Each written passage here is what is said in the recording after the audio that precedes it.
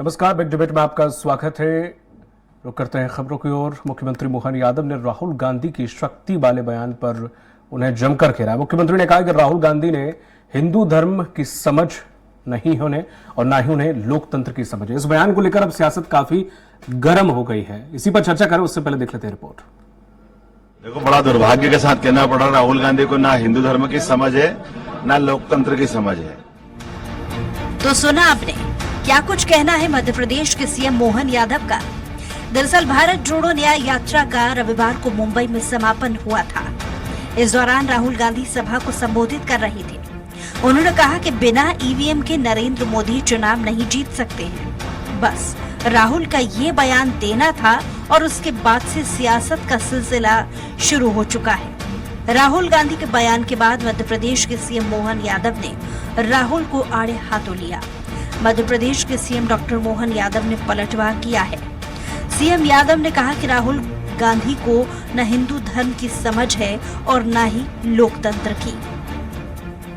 देखो, बड़ा दुर्भाग्य के साथ कहना पड़ा, राहुल गांधी को ना हिंदू धर्म की समझ है ना लोकतंत्र की समझ है। राहुल गांधी जी को विचार करना चाहिए वो क्या कह रहे हैं, और उनके पार्टी के लोगों को विचार करना चाहिए कि वो राहुल गांधी जी को इस स्थिति में नेतृत्वकर्ता मान रहा है कि नहीं मान रहा है। मुख्यमंत्री यही नहीं रुके। उन्होंने कहा कि दुर्भाग्य के साथ कहना पड़ रहा है कि राहुल गांधी को ईवीएम पर भरोसा नहीं है, जिसके भरोसे से दुनिया में भारत का मान बढ़ता है, लोकतंत्र का मान बढ़ता है। सीएम ने कहा कि राहुल गांधी को विचार करना चाहिए कि वो क्या कह रहे हैं और उनकी पार्टी के लोगों को भी विचार करना चाहिए कि राहुल गांधी को इस स्थिति में नेतृत्वकर्ता मान रहे या नहीं। वहीं इस पूरे बयान के बाद से मध्य प्रदेश का पारा हाई है। कांग्रेस ने राहुल गांधी की बात का साथ दिया है। वहीं बीजेपी के बयान को सरासर निराधार बताया है।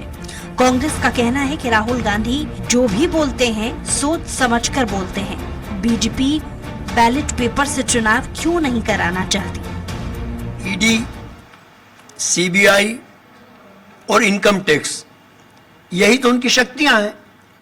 अब उन शक्तियों में उनकी मौसी भी जुड़ गई है, एसबीआई। तो उसमें गलत क्या कह रही है जनता?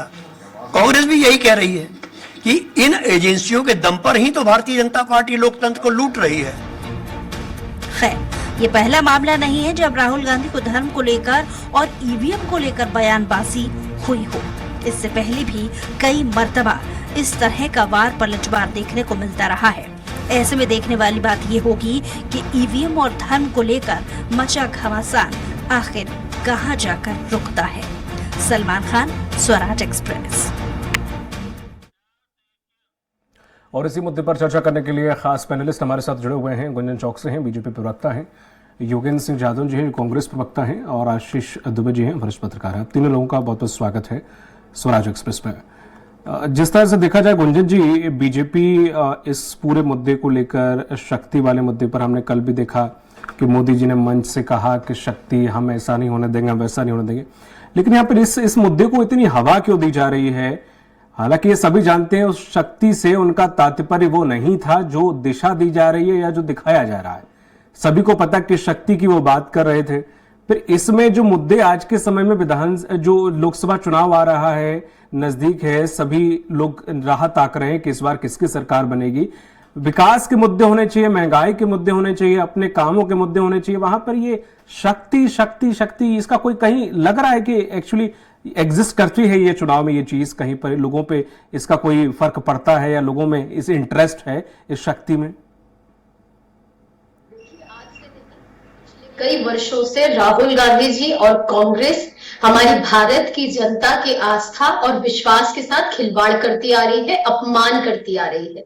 भारत की संस्कृति के अपमान किया है राहुल गांधी जी ने इस तरीके के बेबुनियाद और वाहियात बयान देकर। भारत की धर्म और आस्था का अपमान किया है, भारत के संस्कार का अपमान किया है। आप और हम समझ सकते हैं क्या होता है शक्ति। आज नारी को भी शक्ति कहा जाता है, दुर्गा माँ को भी शक्ति कहा जाता है, लक्ष्मी माँ को भी शक्ति कहा जाता है, कामाख्या देवी को भी शक्ति कहा जाता है, वैष्णो देवी बैठी हुई देवी जी को भी शक्ति कहा जाता है। आपका ऐसा कहना है कि हम और आप जानते हैं कि राहुल गांधी जी के वो मतलब नहीं था। आप बताएं राहुल गांधी जी का क्या मतलब? गुंजन जी एक बीच में यहीं पे थोड़ा, एक शक्ति राम के पास भी और एक शक्ति रावण के पास भी थी। तो फिर ये कौन सी शक्ति है? एक नेगेटिव थी, एक पॉजिटिव थी, तो फिर वो शक्ति नहीं हो सकती क्या? चलिए आप मुझे बताइए, रावण के पास कौन सी शक्ति की आप बात कर रहे हैं? क्यों किस शक्ति की आप बात कर रहे हैं? राम भगवान के पास शक्ति थी, रावण के पास भी तो शक्ति थी। क्या भारत हिंदू धर्म का अपमान हमेशा सहता रहेगा? आज से नहीं, कई वर्षों से। आप बताएं, जब ए राजा ने बयान दिया था, जब स्टालिन ने बयान दिया था, सनातन को डेंगू मलेरिया कहा था, HIV कहा था, कहां गई थी कांग्रेस? क्या कांग्रेस ने विरोध किया था? राम को जब सुप्रीम कोर्ट में काल्पनिक कहा था, तब कांग्रेस कहां गई थी? तब राहुल गांधी जी कहां गए थे? जब आप राम मंदिर पर इतना आप उस पे बौखलाहट ला सकते हैं, आप सनातन पे बौखलाहट ला सकते हैं, आप हिंदू धर्म पे इस तरीके की टिप्पणी कर सकते हैं, मैं राहुल गांधी जी से पूछना चाहती हूँ आपके मंच के माध्यम से, आप किसी और आस्था या किसी और धर्म पे इस तरीके की टिप्पणी कर पाएंगे? क्या राहुल गांधी जी की हिम्मत हो पाएगी किसी और धर्म पे इस तरीके की टिप्पणी करने की? क्यों हिंदू को चुनावी हिंदू बनते हैं राहुल गांधी जी, इस तरीके की टिप्पणी करते हैं और बाद में कह दिया जाता है, उनके प्रवक्ता उसको गोल मोल उस पे माफी मांगने की बजाय आप एक दिन बाद आके उस पे एक्सप्लेनेशन देते हैं, वो भी इस तरीके का वाहियात एक्सप्लेनेशन में हमारे लिए शक्ति कोई और? आप मुझे बताएं, क्या आप आस्था का खिलवाड़ किसी और धर्म के साथ कर सकते हैं? शक्ति का मतलब क्या है ये आप और हम सब जानते हैं। नारी भी एक शक्ति है। आपने राहुल गांधी जी ने अभी आपने कहा गुंजन जी, नारी भी एक शक्ति है, मैं सहमत हूं कि नारी भी एक शक्ति है, पर शक्ति ही सिर्फ नारी है, ये कैसे है? क्या राहुल गांधी जी अपमान कर सकते हैं? क्या कांग्रेस अपमान कर सकती है?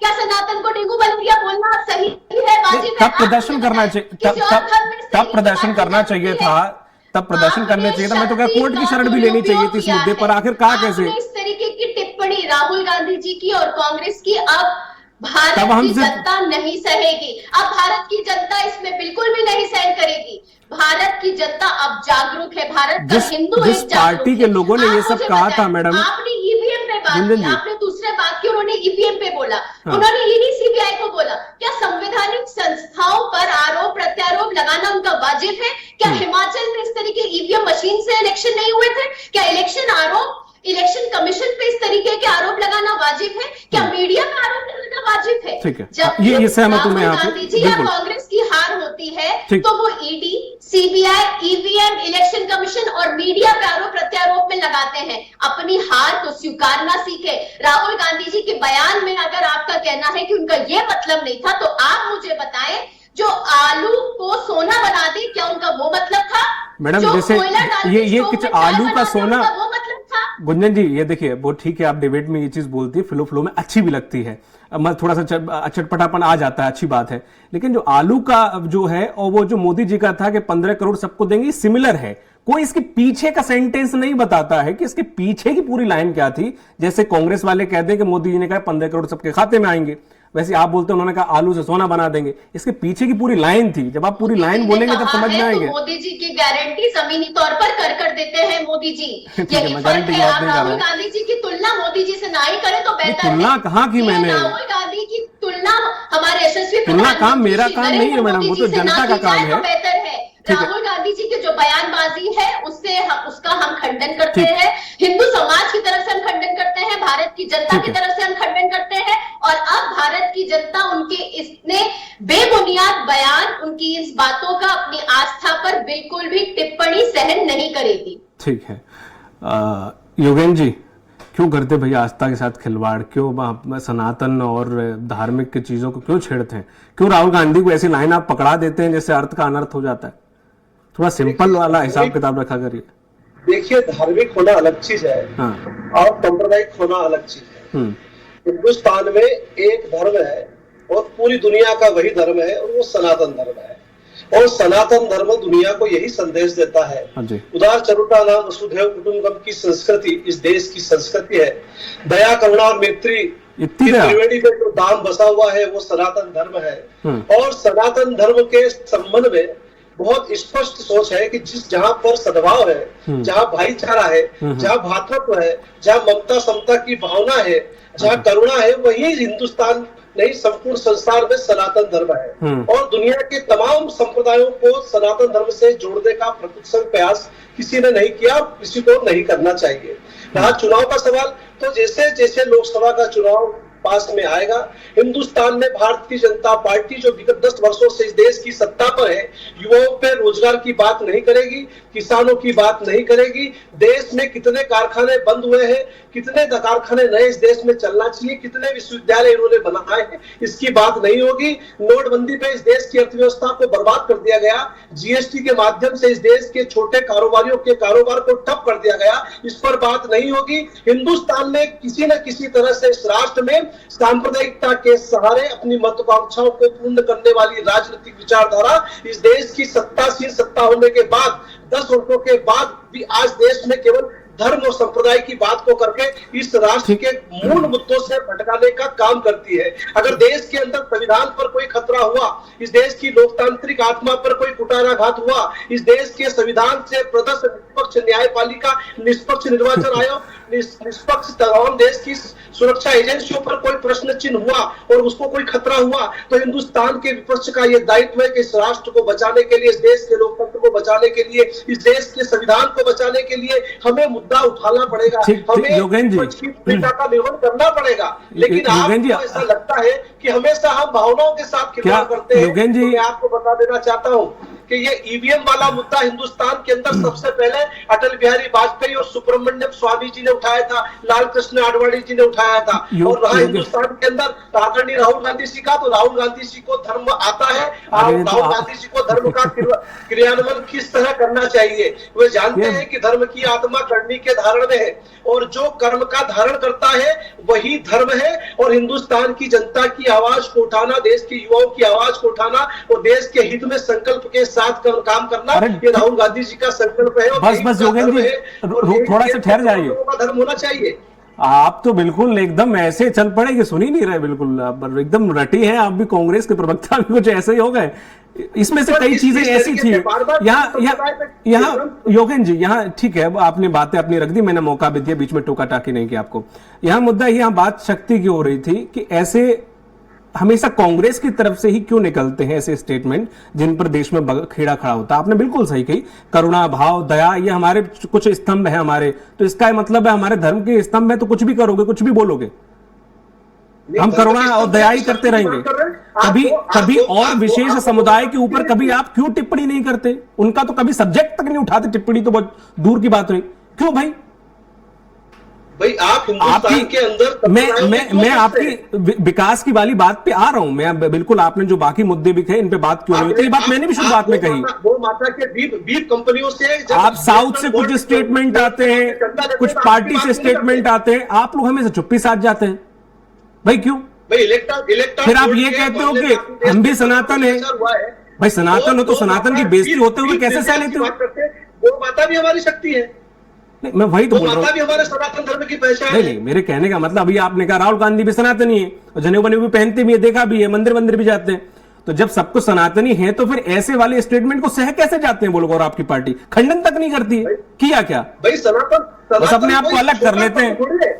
सनातन धर्म तो बहुत बड़ी व्याख्या करता है, जिसका विचार विमर्श और जिसका नेतृत्व और जिसकी व्याख्या हिंदुस्तान के महान पीठाधीश और शंकराचार्य करते हैं। सनातन की पूजा नहीं की जा सकती। ठीक है आशीष जी, अपमान करते रहे और फिर सनातन की व्याख्या देते रहे आप टीवी चैनलों पे बैठ के। ठीक है, अब सवाल मेरा आशीष जी से है।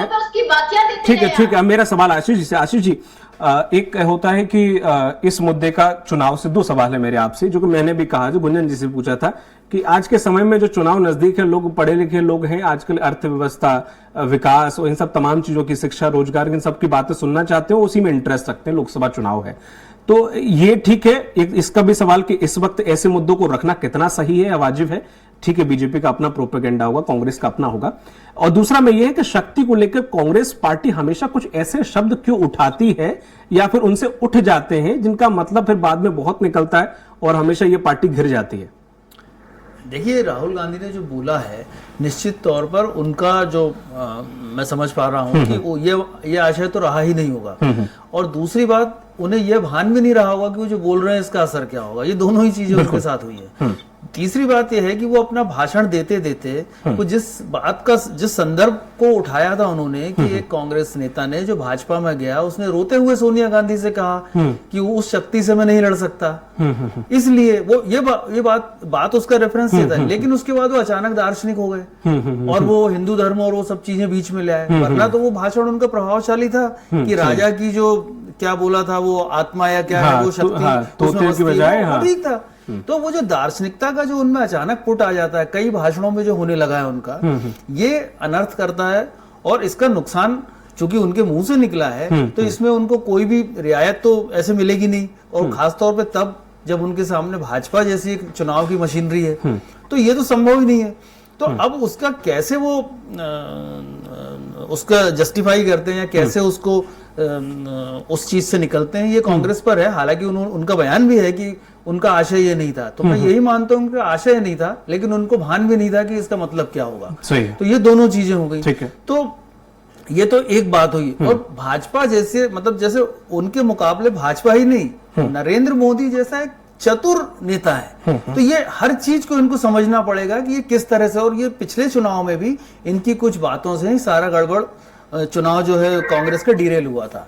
अब जहां तक दूसरी बात है कि ये जो हिंदू धर्म और इसके जो मुद्दे हैं, ये मुझे तो नहीं लगता कि चुनाव में बहुत आगे तक इनको जाना चाहिए।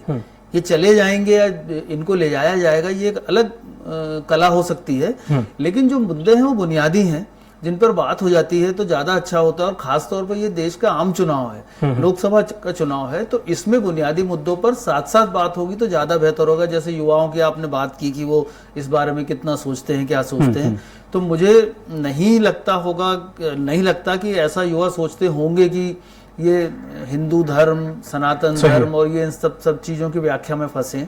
बुनियादी जो बातें हैं, रोजगार का मुद्दा। अब फिर मैं इस पे बात कहूंगा कि कांग्रेस ने कुछ दिन पहले एक अच्छी कोशिश की थी कि युवाओं को पहली गारंटी नौकरी की पहली गारंटी जैसा एक उन्होंने योजना शुरू की का अनाउंसमेंट किया था, तो वो अच्छी चीज थी। अब इसमें शक्ति और हिंदुत्व कहां से आ गया? तो ये जो है खुद ही फाउल प्ले करते हैं और फिर झंझट खड़ी होती है। तो बेहतर ये है कि कांग्रेस जो है जिस चीज पर बात कर चुकी है, जिस चीज को सामने रख चुकी है, युवाओं की गारंटी, रोजगार, महिला, और उस बात को जो महिलाओं को 1 लाख रुपए की गारंटी जो उन्होंने दी है, तो इस पर फोकस चुनाव को करेगी। वो उसकी सारा कौशल उनके नेताओं का इस पर निर्भर है कि वो भाजपा को मूल मुद्दों पर बात करने के लिए मजबूर करे, भाजपा को इस पिच पर खेलने के लिए मजबूर करे। वरना वो भाजपा की पिच पर जाके जब खेलने की कोशिश करेंगे हमेशा रन आउट होंगे। बिल्कुल सही कहा गुंजन जी। जिस तरह से अभी ये मुद्दा आशीष जी ने भी कहा कि ठीक है, यहाँ तक ठीक उनके मुंह से निकला, हालांकि बाद में उन्होंने क्लैरिफिकेशन कर दिया उस चीज का।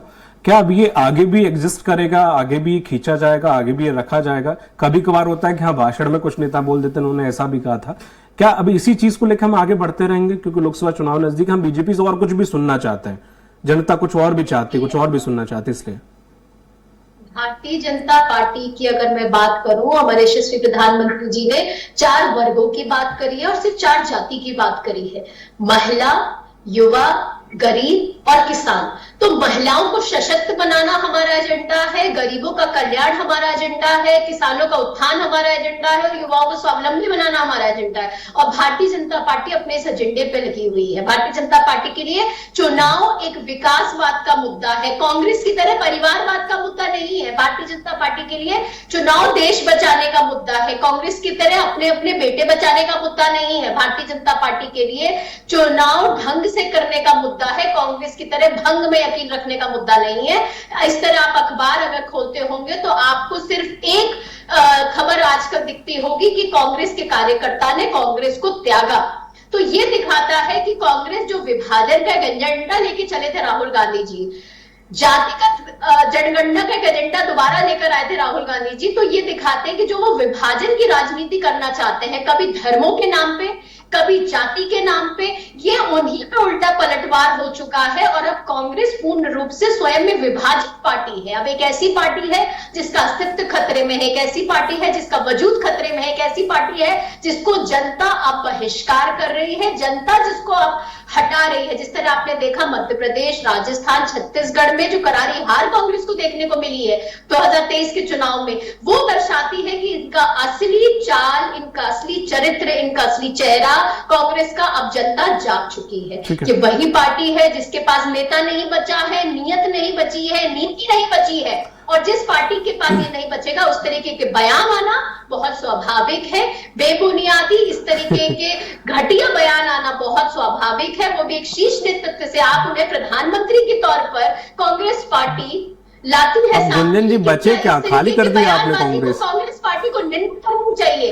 आप उस पे एक्सप्लेनेशन देते हैं, आप हिंदू धर्म पे, आस्था पे आप ठेस पहुंचाते हैं। ठीक है योगेंद्र जी, संवैधानिक संस्थाओं का आरोप प्रत्यारोप लगाते हैं। आप धर्म पे, और मैं बात छोड़ भी दूं, आपने ईवीएम पे आरोप लगाया, आपने ईडी सीबीआई पे ले आरोप लेता हूं जवाब, मैं ले लेता हूं जवाब। कमीशन पे आरोप लगाया, आपने मीडिया पे आरोप लगाया। क्या ये वाजिब है? ये भी वाजिब नहीं है आपको, क्योंकि विजन नहीं है जनता के लिए, डेवलपमेल का सर जिस तरह से आशीष जी ने कहा कि आप अपनी पिच पे कुछ देर के लिए आते हैं लेकिन आप बीजेपी की पिच पे खेलते हैं तो फिर आप खेल नहीं पाते हैं और बोल्ड हो जाते हैं, ये चक्कर भी में आप फंस जाते हैं बीजेपी के। अक्सर मैंने देखा है विधानसभा चुनाव हो चाहे लोकसभा चुनाव हो, ऐसा आखिर क्यों होता है कि आपको मालूम है वो आपकी बीट नहीं है फिर भी आप लोग उसको टच करते हैं और अपने मेन मुद्दे से भटक जाते हैं, ऐसा अक्सर क्यों देखने को मिलता है? सर कांग्रेस पार्टी तो जो मुद्दा लेकर चल रही है, शुरू से ही आदरणीय राहुल जी हमारे युवाओं को रोजगार के लिए बात करते हैं और कहते आए हैं, और हमने हमेशा यही मुद्दा उठाया कि अप्रवासी मजदूरों के साथ अच्छा, रोजगार का मुद्दा योगेंद्र जी, रोजगार का मुद्दा भी जब आपने न्याय यात्रा कहां से गुजरी कहां खत्म हो गई, ज्यादा कुछ लोगों को पता चला नहीं।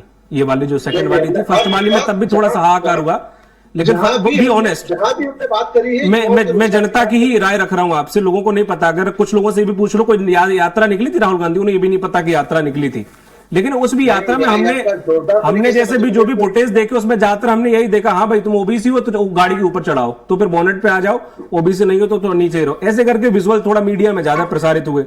तो ऐसी चीजें क्यों सर? नहीं, राहुल जी की यात्रा को बहुत अच्छा जन समर्थन मिला है और मध्य प्रदेश लोग रहे होंगे। हमने युवाओं के रोजगार की बात करी है, किसानों की बात करी है, हमने सैनिकों के हित की बात करी है, हमने हिंदुस्तान में वही राजनीति करी है जो मुद्दों की राजनीति हो, मुद्दों की बात हो। और जिस प्रकार से इन्होंने रोजगार का वादा करा तो हमने रोजगार पर ही प्रश्न चिन्ह उठाया है कि देश में बेरोजगारी बढ़ी है, नोटबंदी से देश की बेरोजगारी बढ़ी है, राहुल जी ने हर सभा में कहा है, और हमने इसी मुद्दे को उठाया है, और हम देश में जनता के मुद्दों की राजनीति के साथ में ही हम लोकसभा के चुनाव में भी जाएंगे।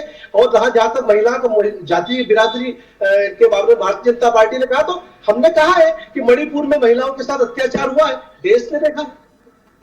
पश्चिम बंगाल में नहीं बोला आपने? पश्चिम बंगाल में भी हुआ, जहां भी मुद्दा उठा है पश्चिम बंगाल में नहीं सुना नहीं मैंने। पश्चिम बंगाल में भी हमने मुद्दा उठाया है। चलिए ठीक है, अधीर रंजन जी ने मुद्दा उठाया, सुनने में नहीं आया, महिला डिवाइडेड नहीं, धीरे से उठाया होगा। ठीक है, लास्ट कमेंट, ठीक है योगेंद्र जी, समय कम है, आशीष जी को भी समय देना है। आशीष जी, जिस तरह से कैंपेन की बात करें, मुद्दों की बात करें, हाँ अच्छे लगते हैं, बेरोजगारी, महंगाई, लेकिन ये सब मुद्दे कांग्रेस कुछ उस हिसाब से नहीं उठाया कि 2014 में बीजेपी ने जो एक कील ठोकी थी ना ताबूत में कांग्रेस की, वो ये सिर्फ ये महंगाई थी, कहीं वो नजर नहीं आता। 2 रुपए बढ़ाए, उस पर भी इनने कोई हंगामा नहीं किया, 2-3 बार का बस 2 रुपए बढ़ाया, अच्छा ठीक है बस, हालांकि बड़ा मुद्दा था, कैच कर सकते थे, नहीं उठाया। तो ये ऐसे कैसे काम चलेगा इन लोगों का?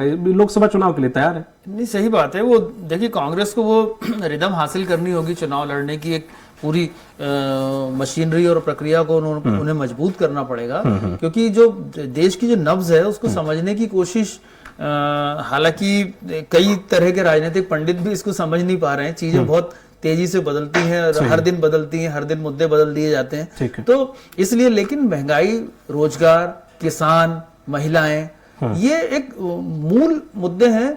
और हर बार चुनाव जो आम वोटर है, आम वोटर, क्योंकि बहुत सारे वोटर तो किसी न किसी दल के कार्यकर्ता हो चुके हैं या उस दल के विचारक हो गए हैं, लेकिन जो आम वोटर है वो आज भी मानता हूं कि मूल मुद्दों पर ही वोट करता है। कुछ साथ में भावनाएं जरूर जुड़ जाती हैं उसकी, और कुछ सामने वाली पार्टियों की गफलत की वजह से उसका मन उचाट होता है। तो ये सारी चीजें हैं। तो कांग्रेस को ये बात देखनी होगी कि कम से कम वो सत्ता में आने की स्थिति में अभी भले ना दिख रही हो, लेकिन एक सबसे मजबूत विपक्ष बनने की कोशिश तो उसको करनी चाहिए। तो ये जो मामला कांग्रेस का आता है, जो मुद्दों का, पिछला 2019 का अगर हम उनका मैनिफेस्टो देखेंगे तो वो भी बहुत बेहतर था, उसमें उन्होंने नौकरियों का वादा किया था। लेकिन सवाल है कि ये सारे ये नौकरी और इसका वादा है, ये भाजपा का एक बड़ा लाभार्थी वर्ग भी खड़ा हो चुका है, ये उससे जाकर टकराता है। तो उससे कैसे ये निजात पाए, ये मैकेनिज्म इन्हीं को ढूंढना होगा। बिल्कुल। इस परिचर्चा में जुड़ने के लिए गुंजन जी आपका, आशीष जी आपका और योगेंद्र जी आपका, तीनों लोगों का बहुत बहुत शुक्रिया।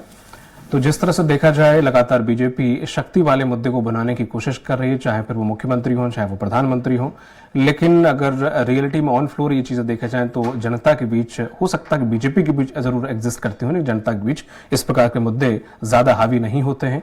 जाहिर है दोनों पार्टियों को रोजगार और साथ ही साथ शिक्षा, स्वास्थ्य पर फोकस करना होगा, ऐसे मुद्दे रखने होंगे। जनता वाकई ऐसे ही मुद्दे चाहती है। देखने वाली बात होगी कि आखिर माइलेज किस पार्टी को कितना मिलता है। मुझे दीजिए इजाजत, नमस्कार।